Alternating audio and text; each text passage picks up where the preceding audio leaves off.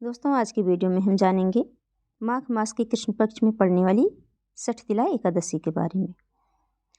हिंदू पंचांग के अनुसार माघ मास की कृष्ण पक्ष की एकादशी तिथि को सठतिला एकादशी कहते हैं। इस दिन एकादशी तिथि की शुरुआत अब की बार 2024 में माघ में एकादशी तिथि की शुरुआत 5 जनवरी को शाम के टाइम 5:24 पर शुरू होगी और इसकी तिथि का समापन 6 जनवरी को शाम 4:07 पर होगा। उदया तिथि के अनुसार सठतिला एकादशी को 6 फरवरी को मनाई जाएगी। 7 फरवरी को सुबह 7:06 से लेकर 9:18 तक पारण रहेगा।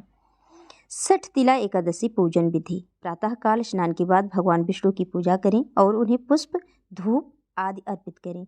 इस दिन व्रत रखने के बाद रात को भगवान विष्णु की आराधना करें, साथ ही रात्रि में जागरण और हवन करें। इसके बाद द्वादशी के दिन प्रातःकाल उठकर स्नान करें, बाद में भगवान विष्णु को भोग लगाएं और पंडितों को भोजन अवश्य कराएं। सठतिला एकादशी जिसका विशेष महत्व है, जिसके पूजन से भगवान विष्णु अत्यंत प्रसन्न होते हैं। इस दिन तिल को 6 प्रकार से प्रयोग में लिया जाता है। खाने के लिए, नहाने के लिए नहाने वाले जल में थोड़ा सा काला तिल डालकर स्नान किया जाता है और तिल का उपटन लगाया जाता है। पीने वाले पानी में तिल डालकर पिया जाता है। फिर भगवान को भोग लगाया जाता है। खाने में स्वयं भी तिल खाया जाता है, तिल का ही दान किया जाता है। तो इस तरह 6 प्रकार से तिलों को उपयोग में इस दिन अवश्य करें, जिससे भगवान विष्णु अति प्रसन्न होते हैं। और इस दिन अपने पितरों के निमित्त जल में तिल डालकर तर्पण अवश्य करें, जिससे पितृ अत्यंत प्रसन्न होते हैं, वंश की वृद्धि करते हैं और तमाम प्रकार के कष्टों से मुक्ति देते हैं। लेते हैं सठतिला एकादशी की कथा, जिसे सुनने और पढ़ने से यह व्रत पूर्ण होता है और व्रत का विशेष महत्व बढ़ जाता है। धार्मिक कथाओं के अनुसार प्राचीन काल में पृथ्वी पर एक ब्राह्मणी रहती थी। वह भगवान विष्णु के प्रति अटूट श्रद्धा रखती थी और भक्ति भाव से उनके सभी व्रत को और पूजन किया करती थी। पर वह ब्राह्मणी कभी भी किसी को अन्नदान नहीं करती थी। एक दिन भगवान विष्णु उस ब्राह्मणी के घर स्वयं उसके पास भिक्षा के लिए गए। तब उस ब्राह्मणी ने मिट्टी का एक पिंड उठाकर भगवान विष्णु के हाथ में रख दिया। उस पिंड को लेकर भगवान विष्णु अपने धाम वैकुंठ लौट गए। कुछ समय बाद उस ब्राह्मणी की मृत्यु हो गई। वो वैकुंठ धाम पहुंची। वहां उस ब्राह्मणी को एक कुटिया और एक आम का पेड़ मिला।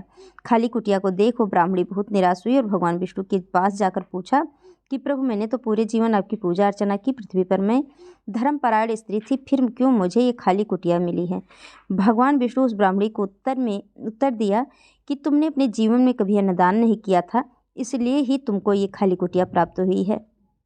तब उस ब्राह्मणी को अपनी गलती का एहसास हुआ और उसने इसका उपाय पूछा। भगवान विष्णु ने बताया कि जब देव कन्याएं आपसे मिलने आए तो आप द्वार तभी खोलना जब वे सठतिला एकादशी के व्रत का विधान बताएं।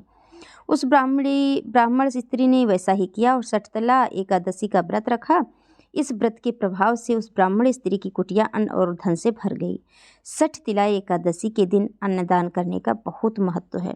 इस दिन अन्नदान, तिल दान करने का विशेष महत्व है। कहा जाता है जितने तिल का दान इस दिन किया जाता है, उतने वर्षों तक भगवान विष्णु के धाम में मोक्ष को वह व्यक्ति प्राप्त होता है। तो इस दिन आप अन्न का दान करें, तिलों का दान करें और तिल से तर्पण करें, तिल से हवन करें, भगवान को भोग में तिल लगाएं और खुद भी स्वयं भी तिल प्रयोग में 6 प्रकार के प्रयोग में लें, जैसे कि स्नान, दान, उपटन और जल के पानी में भी तिल डाल के पिएं, खाएं भी। इस तरह आप एकादशी का व्रत करें, जिससे महान पुण्यों की प्राप्ति होती है, धन धान्य से घर भर जाता है। तो फिर मिलेंगे ऐसी अच्छी और सच्ची जानकारियों के साथ अगली वीडियो में। तब तक के लिए जय माता दी।